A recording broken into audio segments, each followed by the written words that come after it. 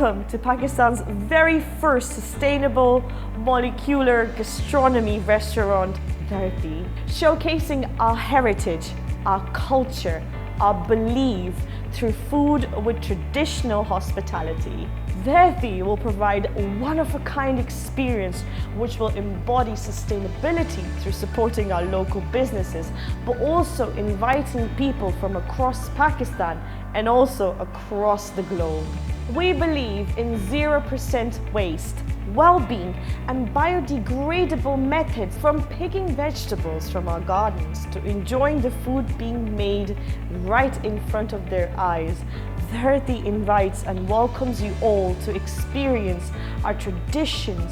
Dharti, which means Mother Earth, invites you to take a journey and dive deep into our heritage and our traditions.